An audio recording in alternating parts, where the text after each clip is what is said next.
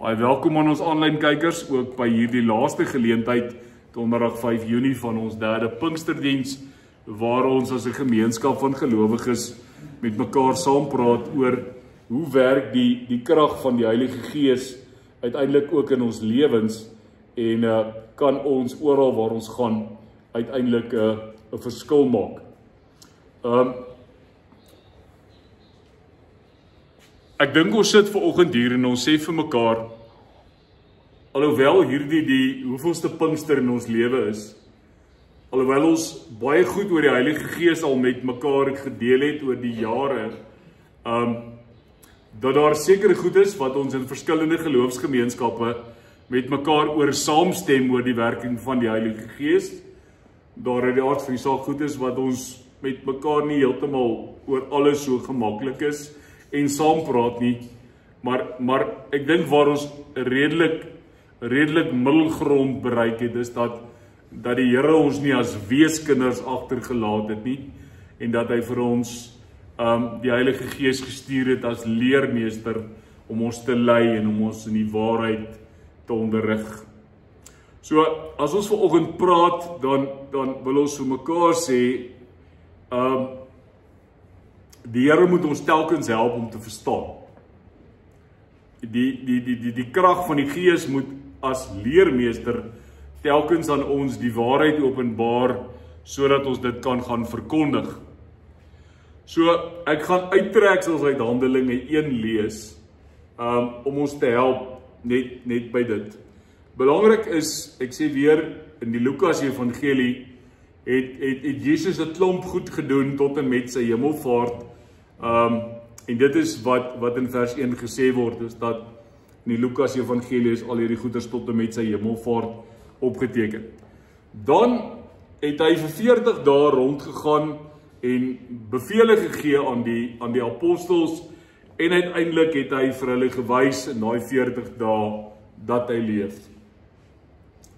Een van die goed wat onder andere in daardie 40 dae gebeur het, was dat hy vir die disippels gesê het, gaan wag in Jerusalem op die gawe van die Vader wat ek julle beloof het, bedoelende die Heilige Gees. En as 'n mens dan in vers 12 van hoofstuk 1 gaan lees, dan sien jy die disippels gaan terug Jerusalem toe, terug Bofortrek toe, volhard eendragtig in die gebed, wys Matthias aan in die plek van Judas wat Jesus verraai het, en uiteindelik kry mens dan Handelinge 2 wat gepaard gaan met die uitstorting van die Heilige Gees. Maar en hier moet ons vir mekaar sê, is dit belangrik dat ons vers 6 ook in die prentjie inbring, omdat ons baie keer met misverstande oor Jesus leef. Omdat ons in ons gedagte 'n bepaalde Jesus teken wat vir ons omstandighede die regte Jesus sou wees.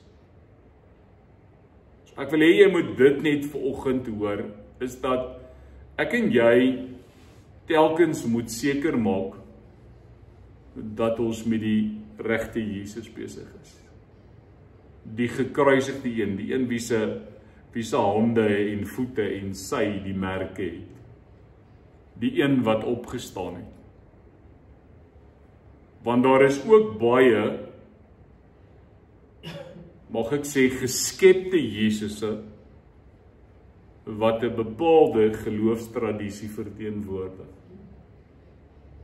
Kom ek help julle uit die ding uit. Wat gebeur? Hy het gepraat, wil ek sê, hulle moet wag. Toe kom daar 'n keer vers 6, toe hulle 'n keer weer by mekaar was, het hulle vir Jesus gevra, Here, is dit nou die tyd dat U die koninkryk vir Israel weer gaan oprig? Sy antwoord, dis nie vir julle om die tyd en die omstandigheid te weet wat die Vader in sy eie mag bepaal het nie. En dan die vers wat ons verder oor wil praat. Maar julle sal krag ontvang wanneer die Heilige Gees oor julle kom en julle sal my getuies wees in Jerusalem, sowel as in die hele Judea en in Samaria en tot in die uithoeke van die wêreld. Waarmee wil vers 6 ons vanoggend help?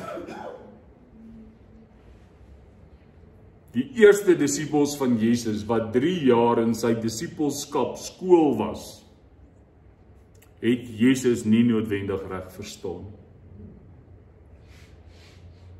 Selfs al het hy vir hulle verduidelik.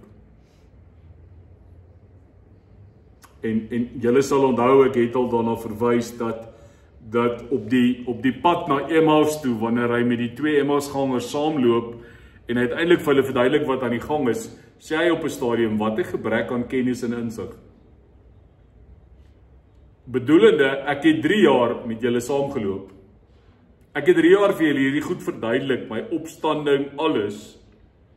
En nou loop julle hier en julle sê, jy weet, daar's nou nog 'n klomp vrouens wat nonsens praat en party sê hy's gesteel, party, en Jesus se opmerking op daai stadium sonder dat hulle hom herken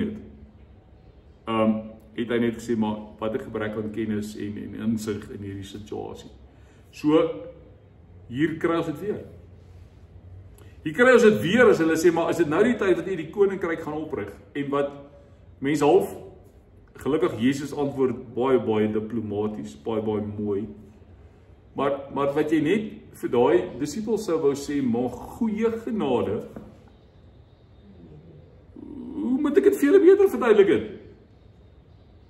Wat verstaan julle nie? Maar in elk geval, want wat gebeur? Kort voor Hemelvaart. Nou is letterlik, jy kan maar gaan kyk, vers 9 is die Hemelvaart, hier is in vers 6. Kort voor Hemelvaart, vra hulle 'n politieke vraag. Gaan jy nou die koninkryk regmaak van Israel? Gaan jy dit nou herstel? So wat was die lewensingesteldheid van die disippels op daai stadium om mag en gesag te hê, om regeringssake so te administreer en 'n beter ekonomiese en 'n politieke situasie vir hulle nasie te bewerkstellig? Nou sê ek verstaan as mense sê, maar weet jy, ons sou graag op hierdie stadium die goeders anders wou doen. Maar dood eenvoudig sê vir jouself, ten spyte van wat Jesus gedoen het, na die baie onderrig, het hulle nog steeds die koninkryk van God verstaan as iets materieel, as iets politiek, van hier's 'n gesag, hier's 'n ruiter op 'n wit perd en ons gaan nou van die Romeinse juk verlos word. En Jesus kom dan en hy sê, maar jammer of julle te sê, maar die krag en die mag en die gesag lê uiteindelik nie in politiek nie, nie in ekonomie nie in administrasie of regeringssake nie. Krag lê in die Heilige Gees. Die energie van God wat julle sal ontvang om 'n verskil in die wêreld te maak, om disippels te maak, om te getuig, om in daad uiteindelik ook te getuig en 'n verskil te maak. So ons moet dit vir mekaar vandag baie mooi uitspel. Vir mekaar sê, nêrens was daar 'n ding dat Jesus sou kom om die politieke bestel van die bepaalde of die tyd waarin hy geleef het te herstel. Hy het uiteindelik gekom en gesê, hier's hierdie moeilike omstandighede. En ek wil julle moet getuies wees. Ten spyte van die omstandighede. En daarom sê hy, ek sal julle krag gee. Ek sal julle die krag, ek sal julle die dynamis van die Heilige Gees gee. Daarin kom daar iets van die woord dinamika. En dit het ons mos nou vir mekaar die afgelope 2 dae ook al gesê, is dat nie oral, ek gaan nie hierdie papier van my vat en vir julle sê, hier is die manier hoe julle moet gaan getuig nie. Hier is die manier hoe julle moet gaan disippels maak nie. Nee, elkeen gaan in 'n spesifieke, unieke situasie land waar my ore en my hart ontvanklik moet wees vir wat die Heilige Gees vir my sê en waartoe hy my lei om in 'n bepaalde situasie 'n disipelmaker te wees, 'n getuie te wees. Moet ek praat vandag? Of het ons vir mekaar ook al gesê, bly ek vandag doodstil en ek doen bepaalde iets as getuienis en dit dra presies dieselfde gewig. En dan baie belangrik, onthou net ons het gesê, dis nie 'n professionele ding nie. So disipelskap en disipel maak en getuie wees is nie 'n paid job nie. Dis 'n lewenslange lewenstyl en getuie wees, disipel maak is ook nie 'n internasionale ding nie. Dit is iets wat oral gebeur. Dis nie net deur ver nie, dis hier naby tussen ons in ons huise. Daarom dat Jesus gesê het, getuies Jerusalem, Judea, Samaria tot aan die uithoeke van die wêreld. Wat gebeur op daai stadium? En daarvoor gaan julle Handelinge 2 moet lees. En DV sal ek Sondag op die YouTube sal ek oor Handelinge 2 praat in terme van die uitstorting van die Heilige Gees. Maar kom ek help net gou en ons sê vir mekaar, wat gebeur? Hierdie belofte van Jesus, die krag wat julle sal ontvang, word dan waar op Pinksterdag. En dit het vir vandag geweldige betekenis. Destyds eers die kerk gehelp, die mense van toe gehelp en uiteindelik vandag vir ons. So waar begin ons? Ons moet vir mekaar sê dat as die hemelvaart plaasvind, dan sê die manne in wit klere sê vir die disippels wat na die hemel kyk, Galileërs. Aan die ander kant ons begin en ons sê vir mekaar, die kerk van destyds het aanvanklik tot stand gekom vanuit 'n paar Galileëse mense wat by mekaar was. Wat dan op Pinksterdag bekragtig was, goddelik, en wat uiteindelik geïdentifiseer word as die volk van God deur wie hy sy verlossende doel wil uitvoer. En as jy aan die einde van hoofstuk 2 kom, dan lees jy kom jy net agter hoe God dit gedoen het, want dan sê hulle op een dag sit hy sommer 3000 lidmate by die gemeente by. En die fenominale ding is hierdie ouens wat gevra het oor wanneer word die koninkryk van Israel herstel. As jy lees aan die einde van Handelinge 2, dan sê dit die styl van hierdie mense in die krag van die Heilige Gees het daartoe gelei dat hulle in aansien by die regering en die volk gegroei het.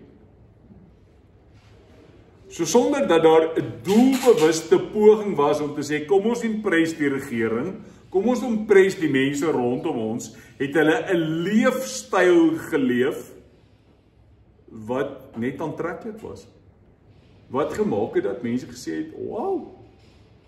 Ek meen, julle weet almal, ons is in gemeentes. Kan jy gou net dink, gestel, die liewer sit op ons gemeente, Charles, Pieter, julle wat nou lank pad saam met my kom, maar gestel eer is dit vandag 3000 mense, Duif, hy sê vir ons, tjoep, hier is vele 3000 nuwe lidmate, is ons gekeer daarvoor, Tannie Dore, jy ken die plek lank, enige van julle se geloofsgemeenskappe, enige gemeente kerk vir julle gestel, julle kry vandag 3000 lidmate by. Wat gaan julle plaaslike gemeente daarmee doen? Hoe gaan julle dit hanteer? Ek veral dink net so 'n bietjie daaroor. Ja. So belangrik, die kerk op Pinksterdag kry die kerk dood eenvoudig net insig. As jy dink dat dieselfde mense wat in vers 6 vra, is dit nou die tyd vir die koninkryk wat opgerig moet word, is die mense wat in Handelinge 2 onder die krag of deur die krag van die Heilige Gees so getuig dat daar 3000 mense by die gemeente gevoeg word.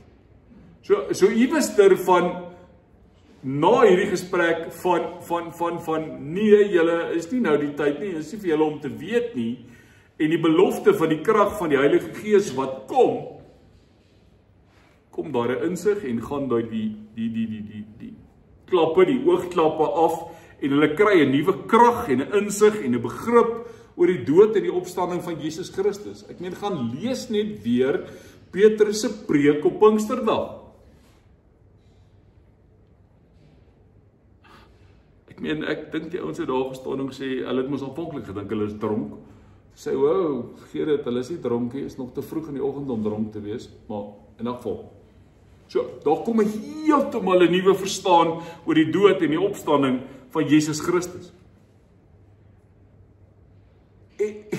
En nou moet jy sien wat gebeur verder. Daar kom 'n skuif van hulle kry nie die moed om te getuig nie. Met ander woorde, hulle het nie net guts om op te staan en te getuig nie.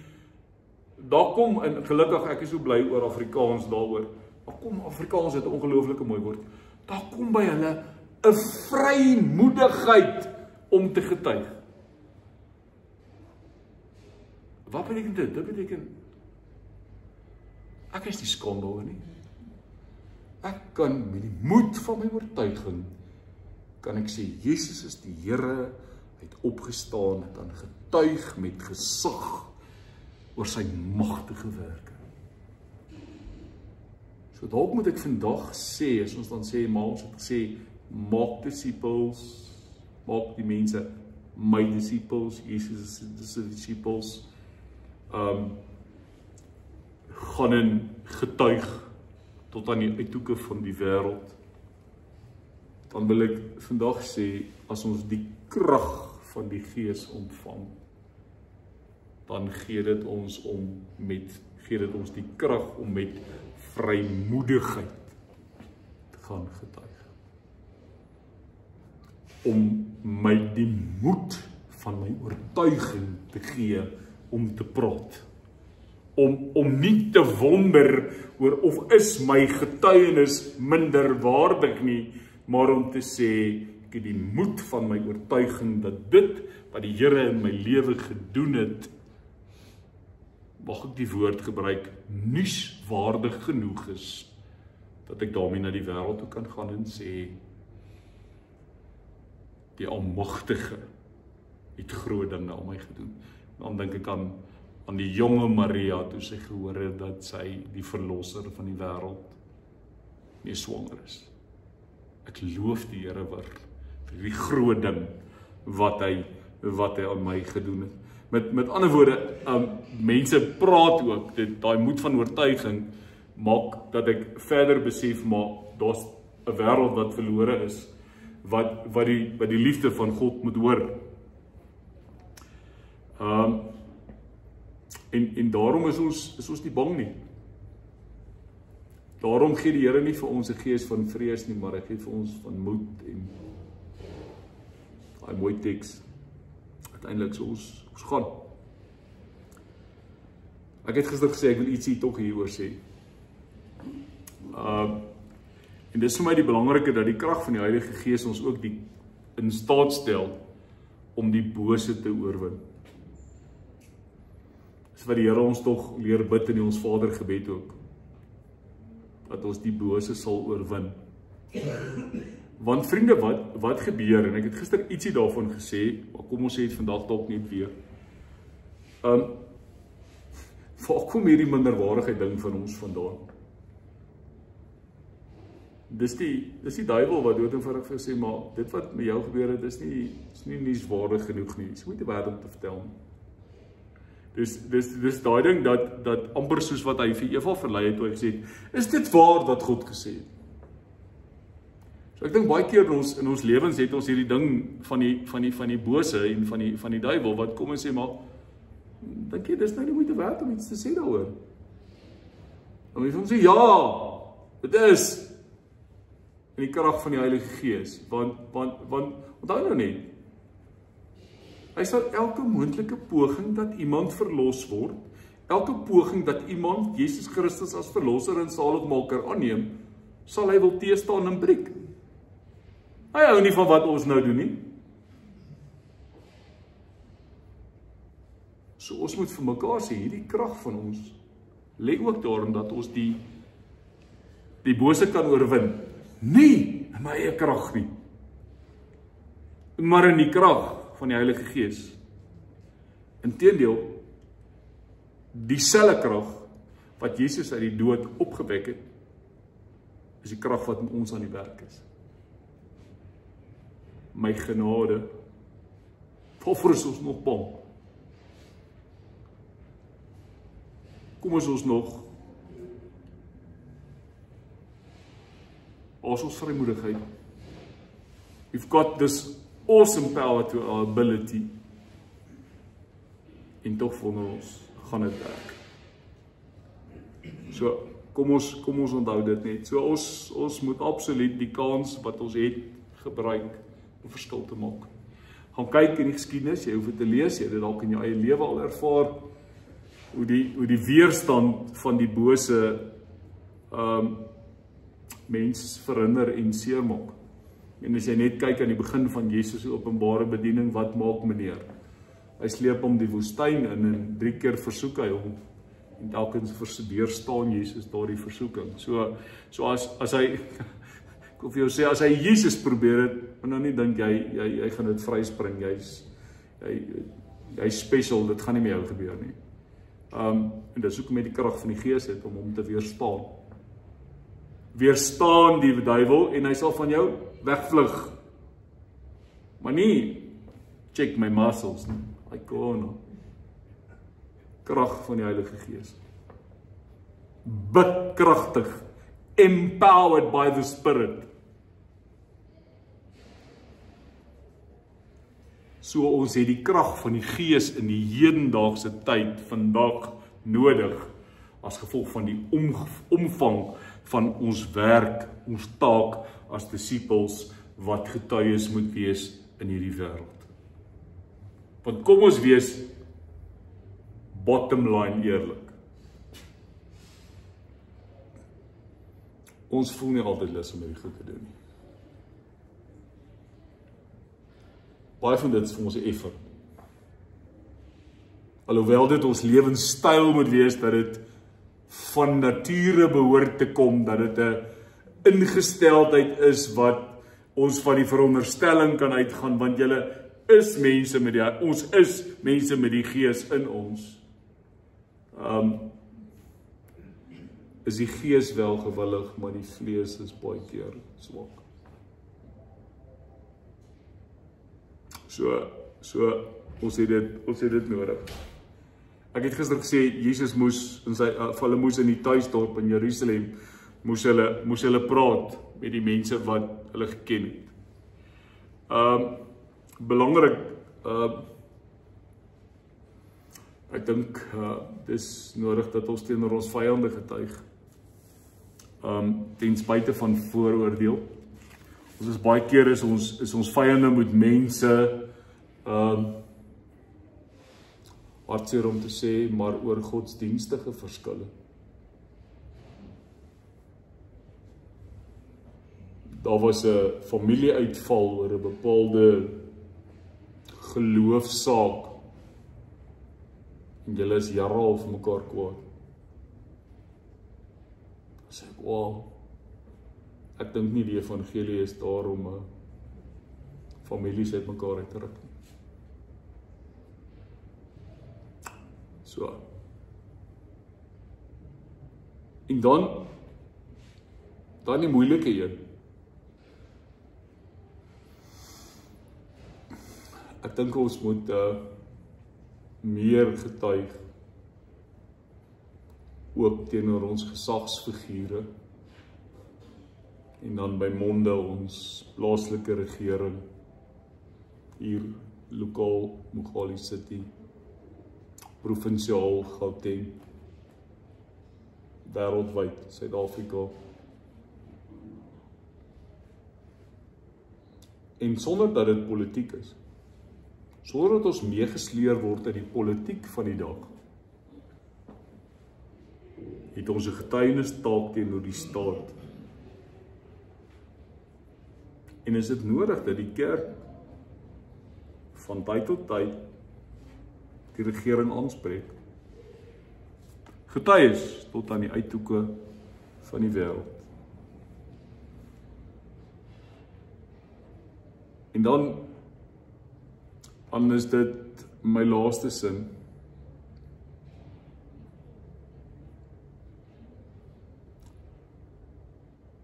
Die liewe Here het ons die afgelope 3 dae gehelp om te sê, alle mense is ingesluit in my verlossingsplan.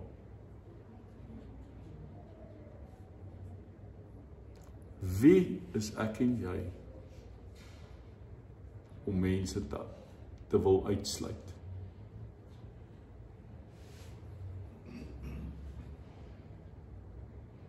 If God includes everybody, why do you want to exclude somebody?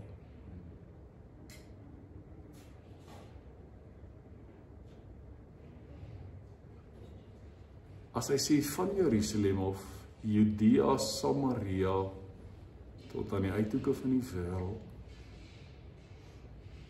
As hy sê, gaan die wêreld in en maak mense my disippels. Wie is ek en jy om uit te sluit? Wie is ek en jy om te bepaal wie mag die liefde van Jesus kry en wie nie?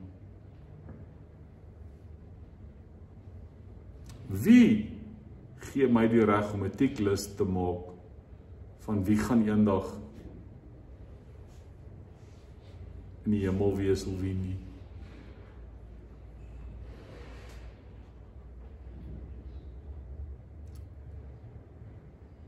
So dit vra van my nie net 'n warm hart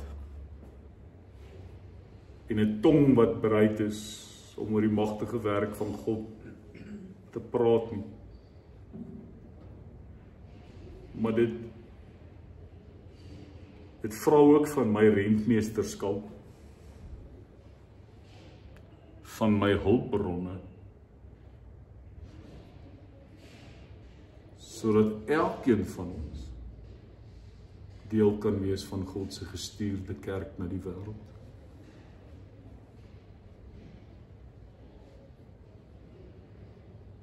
En dis kom ek sê, maak disippels, wees getuies, ooggetuies, mondelings. Maar wees ook getuies deur dit wat jy doen. Sonder om baie keer eers 'n woord te sê. So die krag van die Heilige Gees is nie 'n luukse nie. Dis 'n noodsaaklikheid. Want sonder dit is ek en jy magteloos in hierdie wêreld. Want in ons eie krag kan ons dit nie doen. Kom ek gee vir jou tyd om so 'n bietjie na te dink.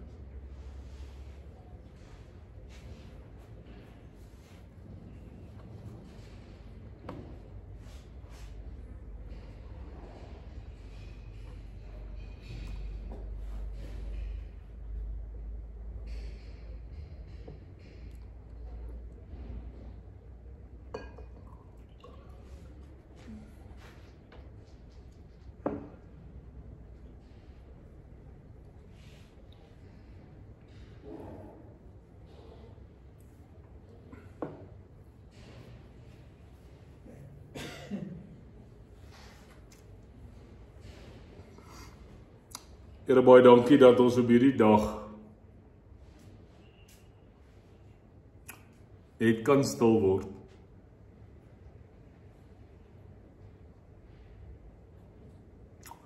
En vir 'n paar oomblikke net met hierdie woord van U sit.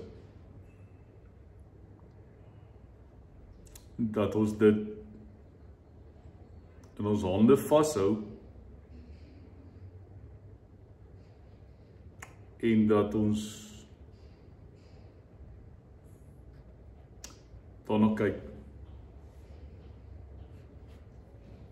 dat ons uit verskillende hoeke daarna kyk.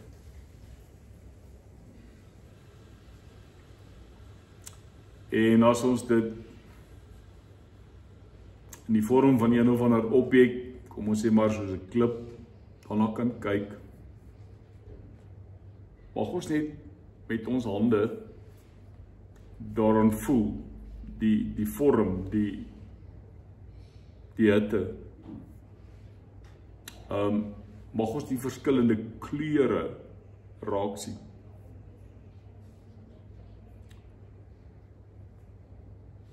En as ons dit so in ons hande vashou, help ons om net te dink, wat maak ek hiermee? Ek het in my lewe al Handelinge 1 vers 8 soveel keer gehoor.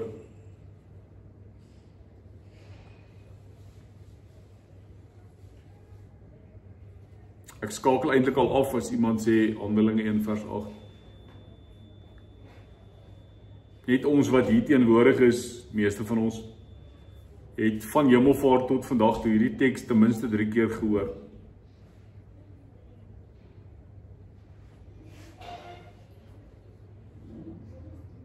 En die gevaar, Here, is dat die skynbare oorbekendheid met hierdie teks maak dat ons dit amper afmaak asof ons het hierdie een al gehoor. Maar Here, dan sien ons in vers 6 dat goed wat ons gedink het ons verstaan, soos die disippels, nadat die Here geleer het, het hulle nog steeds die verkeerde vrae gevra. Het hulle nog steeds die verkeerde idee gehad van die koms na hierdie wêreld. So ek bid vandag net, mag die krag van die Gees, wat in Handelinge 1 vers 8 beloof is, wat gerealiseer het op Pinksterdag, in elkeen van ons se lewe vaardig wees en 'n verskil maak. Dankie dat U ons gebruik. Dankie dat ons kan getuig. Amen. So aanlyn kykers, ons groet U tot Sondagoggend. Totsiens.